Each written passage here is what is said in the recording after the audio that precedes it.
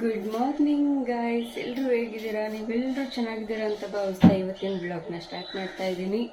Start ಮಾಡೋದಕ್ಕಿಂತ ಮುಂಚೆ ಯಾರೆಲ್ಲ ನನ್ನ ಯೂಟ್ಯೂಬ್ ಚಾನಲ್ನ ನೋಡ್ತಾ ಇದ್ದೀರಾ, ಸಬ್ಸ್ಕ್ರೈಬ್ ಮಾಡಿ, ಲೈಕ್ ಮಾಡಿ, ಶೇರ್ ಮಾಡಿ, ಕಾಮೆಂಟ್ ಮಾಡಿ.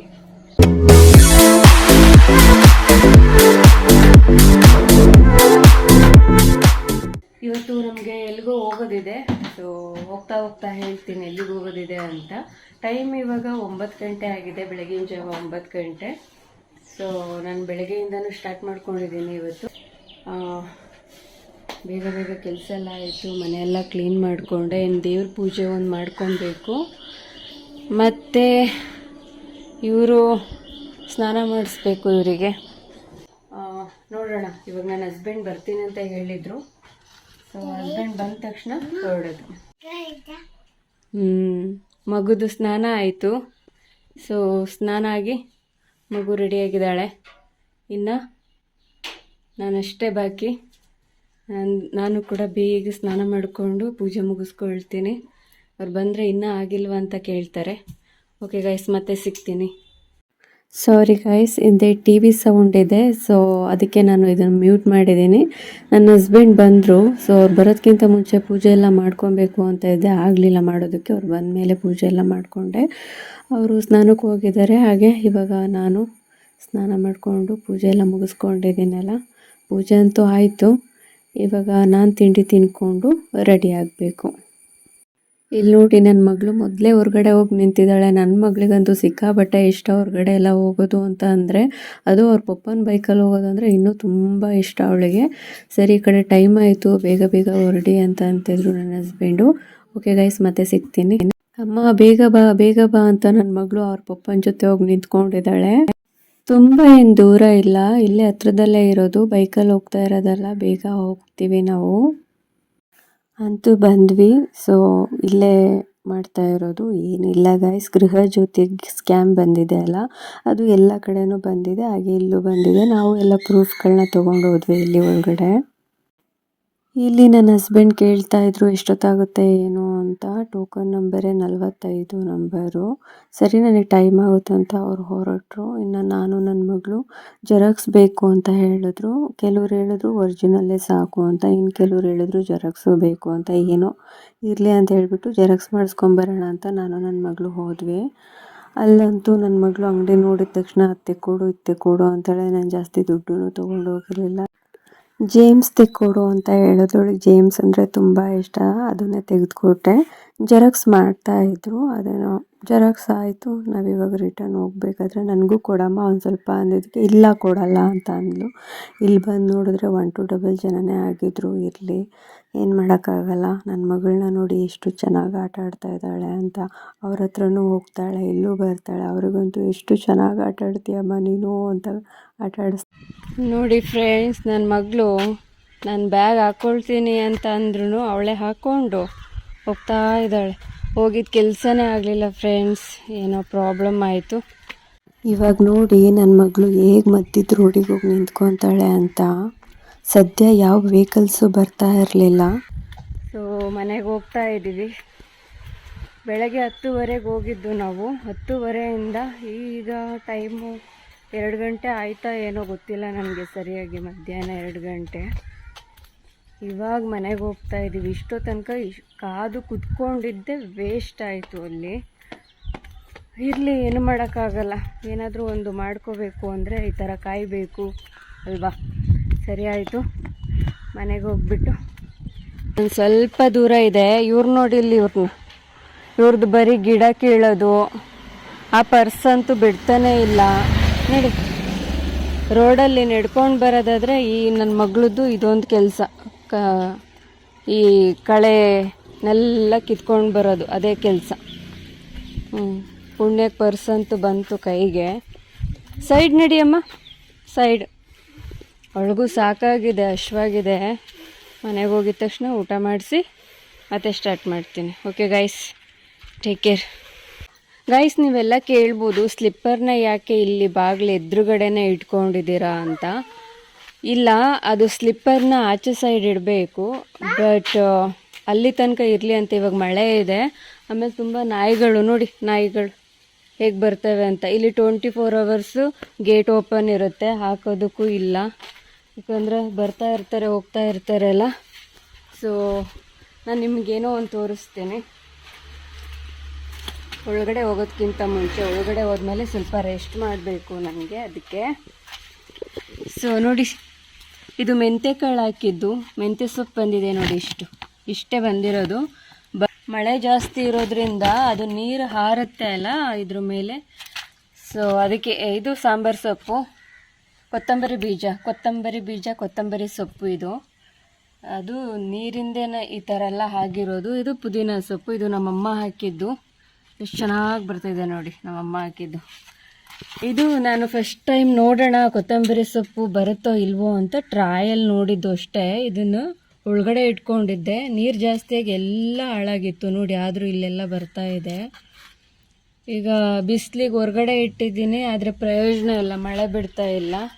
ಅದಕ್ಕಿಂತ ಫಸ್ಟಿಗೆ ನಾನಿಲ್ಲಿ ನೋಡಿ, ಇಲ್ಲಿ ಹಾಕಿದ್ದೆ ಸೊಪ್ಪೆಲ್ಲ ತೊಗೊಂಡು ಬಂದು.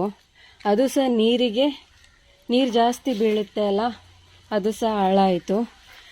ಇಲ್ಲಿಂದ ನೋಡಿ, ಅಲ್ಲಿ ಕಾಣಿಸ್ತಾ ಇದೆಯಲ್ಲ ಅಷ್ಟು, ಅಲ್ಲಿ ತನಕನೂ ಕ್ಲೀನ್ ಮಾಡಿದ್ದೀನಿ.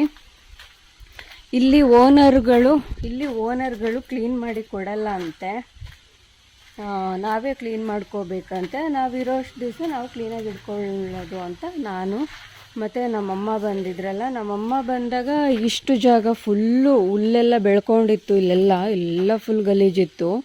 ಇಷ್ಟು ನಮ್ಮಮ್ಮ ಕ್ಲೀನ್ ಮಾಡಿಕೊಟ್ಟು, ಪಾಟ್ ಇಲ್ವಲ್ಲ ನಮ್ಮ ಹತ್ರ ಅಂತ ಅದಕ್ಕೆ ಮಣ್ಣೆಲ್ಲ ಹಾಕಿ ಗಿಡ ಹಾಕಲಿ ಅಂತ ಇಟ್ಟೋಗಿದ್ದು ನಮ್ಮಮ್ಮ.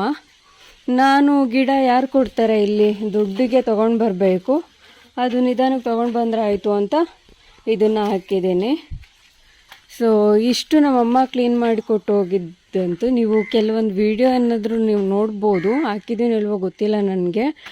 ಅಲ್ಲಿಂದ ಇಲ್ಲಿ ತನಕನೂ ಕ್ಲೀನ್ ಮಾಡಿದ್ದೀನಿ ನಾನು. ಫುಲ್ ಇಲ್ಲೆಲ್ಲ ಬೆಳ್ಕೊಂಡಿತ್ತು, ಎಲ್ಲ ಫುಲ್ ಕವರ್ ಆಗೋಗಿತ್ತು. ಇದು ರಾಶಿ ನೋಡಿದ್ರೆ ನಿಮಗೆ ಗೊತ್ತಾಗ್ಬೋದು, ಅಲ್ಲೊಂದು ಸ್ವಲ್ಪ ಗಲೀಜಿದೆ, ಅಲ್ಲೆಲ್ಲ ಸುಟ್ಟು ಆಮೇಲೆ ಇಲ್ಲಿಗೆ ತೊಗೊಂಡು ಬಂದು ಇಲ್ಲಿ ರಾಶಿ ಹಾಕಿದೆ. ಆ ಸೈಡ್ ಇರೋರು ಅಲ್ಲಿ ತೆಂಗಿನ ಮರದ ಮೇಲೆ ಏನೋ ಜೇಡ ಇದೆ, ನೀವು ಬೆಂಕಿ ಹಾಕಿದರೆ ಅದು ಹೊಗೆಗೆ ಎಲ್ಲ ಹೊರಗಡೆ ಬಂದುಬಿಡುತ್ತೆ, ನೀವು ಕೆಡಿಸಿ ನೀರು ಹಾಕಿ ಅದ್ರ ಮೇಲೆ ಅಂತಂದು, ಅದಕ್ಕೆ ಅದು ಅಲ್ಲಿ ನೀರು ಹಾಕಿದೆ. ಇಲ್ಲಿ ನಾನು ಬೆಂಕಿ ಹಾಕಬೇಕು ಅಂತ ಇದ್ದೆ, ಅಷ್ಟರಲ್ಲಿ ಮಳೆ ಬಂದು ಫುಲ್ಲು ಚಂಡಿ ಆಗೋಯಿತು. ಇನ್ನು ಅದಕ್ಕೆ ಬೆಂಕಿ ಹಾಕೋದಕ್ಕಾಗಲ್ಲ, ಒಂದು ಸ್ವಲ್ಪ ಮಳೆ ಕಮ್ಮಿ ಆಗಬೇಕು, ಅದು ಫುಲ್ ಡ್ರೈ ಆಗಬೇಕು, ಅದು ಅಷ್ಟೇ. ಮತ್ತು ಅದು ಅಷ್ಟೇ, ಆಮೇಲೆ ಕಂಪ್ಲೀಟ್ ಈ ಕಡೆ ಸೈಡು ಕ್ಲೀನ್ ಆಗುತ್ತೆ. ನಾನು ಯಾಕೆ ಕ್ಲೀನ್ ಮಾಡ್ಕೊಂಡಿದ್ದು ಅಂದರೆ ಗಾಯ್ಸ್ ನೋಡು ಅಲ್ಲಿಂದವ ಮತ್ತು ಇಲ್ಲಿ ತನಕ ಎಷ್ಟು ಹಾವುಗಳು ಬರ್ತವೆ ಅಂದರೆ ಗೈಸ್, ನೀವು ನಂಬಲ್ಲ. ಇಲ್ಲಿ ಕೆರೆ ಹಾವು ಬರುತ್ತೋ, ಸರ್ಪ ಬರುತ್ತೋ, ಮತ್ತೊಂದು ಬರುತ್ತೋ ನನಗೆ ಗೊತ್ತಿಲ್ಲ. ನನಗೆ ಯಾವ ನೋಡಿದ್ರೂ ಕೆರೆ ಹಾವು ಇರ್ಬೋದೇನೋ, ನನಗೆ ಸರಿಯಾಗಿ ಹೆಸರೇ ಗೊತ್ತಾಗಲ್ಲ. ನೋಡಿದ ತಕ್ಷಣ ಇಂಥದ್ದೇ ಹಾವು ಅಂತ ಕಂಡುಹಿಡಿಯೋದಕ್ಕೆ.